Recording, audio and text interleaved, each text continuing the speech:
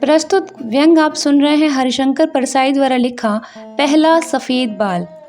आज पहला सफ़ेद बाल दिखा। कान के पास काले बालों के बीच से झांकते इस पतले रजत तार ने सहसा मन को झकझोर दिया। ऐसा लगा जैसे बसंत में वनश्री देखता घूम रहा हूँ कि सहसा किसी झाड़ी से शेर निकल पड़े या पुराने ज़माने में किसी मजबूत माने जाने वाले किले की दीवार पर रात को बेफिक्र घूमते गर्बीले किलेदार को बाहर से चढ़ते हुए शत्रु के सिपाही की कलगी दिख जाए, या किसी पार्क के कुंज में अपनी राधा को हृदय से लगाए प्रेमी को एकाएक राधा का बाप आता दिख जाए। कालीन पर चलते हुए कांटा चुभने का दर्द बड़ा होता है। मैं अभी तक कालीन पर चल रहा था। रोज नरसीस जैसी आत्मरति से आईना देखता था। घुंघराले काले केशों को देखकर सहलाकर संवार कर प्रसन्न होता था। उम्र को ढेलता जाता था। पर आज कान में यह सफ़ेद बाल फुसफुसा उठा। भाई मेरे, एक बात कॉन्फिडेंस में कहूँ, अपनी दुकान समेटना अब शुरू कर दो। मरण को त्योहार मानने ही ही मृत्यु से सबसे अधिक भयभीत होते हैं। वे त्योहार का हल्ला करके अपने हृदय के सत्य भय को दबाते हैं। तभी से दुखी हूँ। ज्ञानी समझाएंगे जो अवश्य भावी है उसके होने का क्या दुख। जी हाँ, मौत भी तो अवश्य भावी है।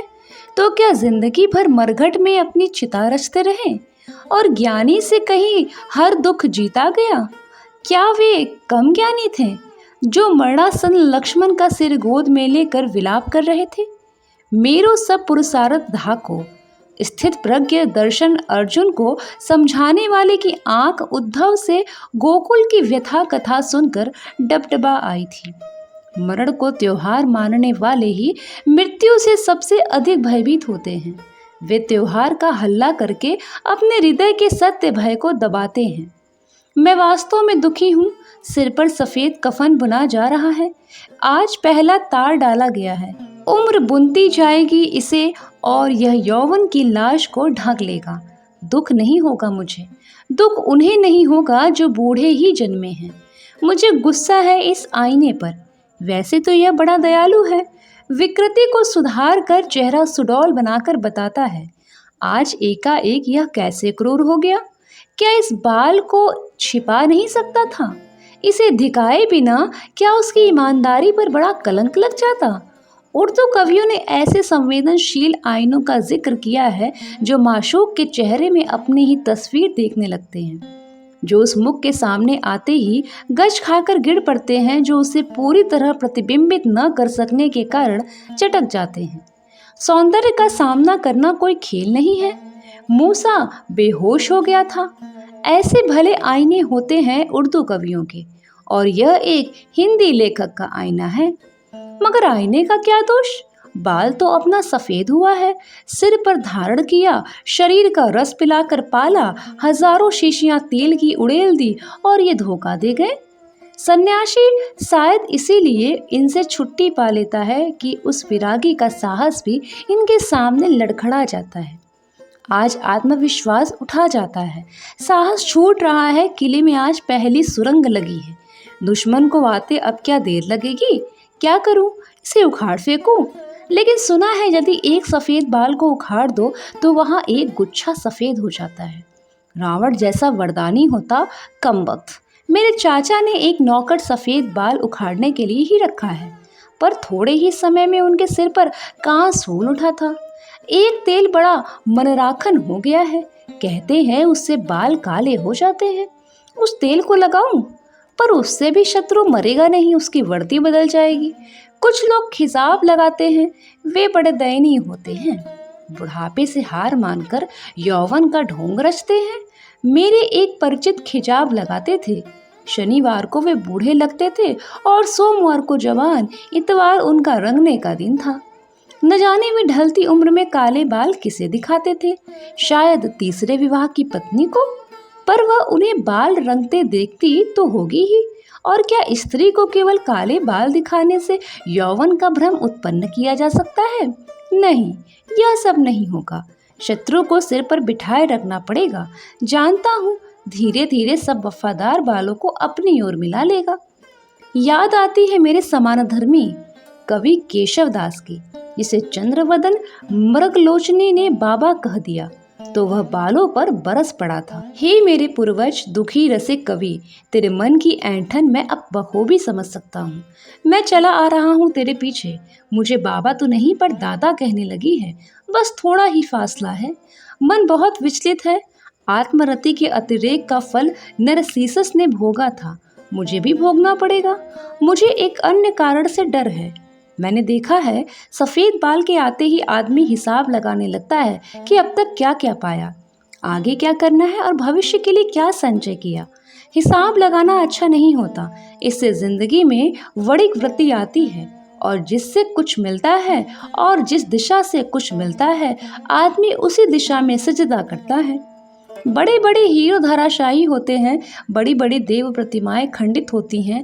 राजनीति, साहित्य, जन सेवा की क्षेत्र की कितनी महिमा मंडित मूर्तियां इन आंखों ने टूटते देखी हैं, कितनी आस्थाएं भंग होते देखी हैं। बड़ी खतरनाक उम्र है यह। बड़े समझौते होते सफ़ेद बालों के मौसम में। यह सुलह का झंडा सिर पर लहराने लगा है। यह घोषणा कर रहा है अब तक के शत्रुओं मैंने हथियार डाल दिए हैं, आओ संधि कर ले। तो क्या संधि होगी? उनसे जिनसे संघर्ष होता रहा, समझौता होगा उससे जिसे गलत मानता रहा। यौवन सिर्फ काले बालों का नाम नहीं, यौवन नवीन भाव, नवीन विचार ग्रहण करने की तत्परता का नाम है। यौवन साहस, उत्साह, निर्भयता और खतरे भरी जिंदगी का नाम है। यौवन लीक से बच निकलने की इच्छा का नाम है और सबसे ऊपर बेहिचक बेवकूफ़ी करने का नाम यौवन है। पर आज एकदम ये निर्णायक प्रश्न मेरे सामने क्यों खड़े हो गए? यौवन लीक से बच निकलने की इच्छा का नाम है और सबसे ऊपर बेहिचक बेवकूफ़ी करने का नाम यौवन है। मैं बराबर बेवकूफ़ी करता जाता हूँ। यह सफ़ेद झंडा प्रवचना है। हिसाब करने की कोई जल्दी नहीं है। सफ़ेद बाल से क्या होता है? यह सब मैं किसी दूसरे से नहीं कह रहा हूँ, अपने आप को ही समझा रहा हूँ। द्विमुखी संघर्ष है यह, दूसरों को भ्रमित करना और मन को समझाना। दूसरों से भय नहीं, सफ़ेद बालों से किसी और को क्या बिगड़ेगा? पर मन तो अपना है, इसे तो समझाना ही पड़ेगा कि भाई तू परेशान मत हो। अभी ऐसा क्या हो गया? यह तो पहला ही है और फिर अगर तू नहीं ढीला होता तो क्या बिगड़ने वाला है? पहले सफ़ेद बाल का दिखना एक पर्व है। दशरथ को कान के पास सफ़ेद बाल दिखे तो उन्होंने राम को राजगद्दी देने का संकल्प किया। उनके 4 पुत्र थे, उन्हें देने का सुविधा था। मैं किसे सौंपूं? कोई कंधा मेरे सामने नहीं है जिस पर यह गौरवमय भार रख दूं। किस पुत्र को सौंपूं? मेरे एक मित्र के 3 पुत्र हैं। सवेरे यह मेरा दशरथ अपने कुमारों को चुल्लू चुल्लू पानी मिला दूध बांटता है। इनके कंधे ही नहीं है, भार कहाँ रखेंगे? बड़े आदमियों के 2 तरह के पुत्र होते हैं, वे जो वास्तव में हैं पर कहलाते नहीं और वे जो कहलाते हैं पर है नहीं। जो कहलाते हैं वे धन संपत्ति के मालिक बनते हैं और जो वास्तव में है वे कहीं पंखा खींचते हैं या बर्तन मांजते हैं। होने से कहलाना ज्यादा लाभदायक है। अपना कोई पुत्र नहीं होता तो मुश्किल में पड़ जाते। क्या देते? राजपाट के दिन गए, धन दौलत के दिन हैं, पर पास ऐसा कुछ नहीं है जो उठा कर दे दिया जाए। न उत्तराधिकारी है न उसका प्राप्य। यह पर्व क्या बिना दिए चला जाएगा? पुत्र तो पीढ़ियों के होते हैं, केवल जन्मदाता किसी का पिता नहीं होता। विराट भविष्य को एक पुत्र ले भी कैसे सकता है? इससे क्या कि कौन किसका पुत्र होगा, कौन किसका पिता कहलाएगा। मेरी पीढ़ी के समस्त पुत्रों, मैं तुम्हें वह भविष्य ही देता हूँ, पर हम क्या दें? महायुद्ध की छाया में बड़े हम लोग, हम गरीबी और अभाव में पले लोग, केवल जीजीविसा खाकर जिए हम लोग। हमारी पीढ़ी के बाल तो जन्म से ही सफ़ेद हैं। हमारे पास क्या है? हाँ, भविष्य है, लेकिन वह भी हमारा नहीं, आने वालों का है। तो इतना रंग नहीं हूँ। विराट भविष्य तो है और अब उत्तराधिकारी की समस्या भी हल हो गई। पुत्र तो पीढ़ियों के होते हैं, केवल जन्मदाता किसी का पिता नहीं होता। विराट भविष्य को एक पुत्र ले भी कैसे सकता है? इससे क्या कि कौन किसका पुत्र होगा, कौन किसका पिता कहलाएगा। मेरी पीढ़ी के समस्त पुत्रों, मैं तुम्हें वह भविष्य ही देता हूँ। यद्यपि वह अभी मूर्त नहीं हुआ है, पर हम जुटे हैं उसे मूर्त करने। हम नींव में धंस रहे हैं कि तुम्हारे लिए एक भव्य भविष्य रचा सके। वह एक वर्तमान बनकर ही आएगा। हमारा तो कोई वर्तमान भी नहीं था। मैं तुम्हें भविष्य देता हूँ क्योंकि उसके निर्माण में अपने आप को मिटा रहे हैं। लो, सफ़ेद बाल दिखने के इस पर्व पर यह तुम्हारा प्राप्य संभालो। होने दो हमारे बाल सफ़ेद। हम काम में तो लगे हैं, जानते हैं कि काम बंद करने और मरने का क्षण एक ही होता है। हमें तुमसे कुछ नहीं चाहिए। ययाति जैसे स्वार्थी हम नहीं हैं, जो पुत्र की जवानी लेकर युवा हो गया। बाल के साथ उसने मुंह भी काला कर लिया। हमें तुमसे कुछ नहीं चाहिए। हम नींव में धंस रहे हैं। लो, हम तुम्हें कलश देते हैं। हरिशंकर परसाई की ये रचना व्यंग कैसा लगा कमेंट बॉक्स में ज़रूर बताइएगा। आपका बहुत बहुत धन्यवाद।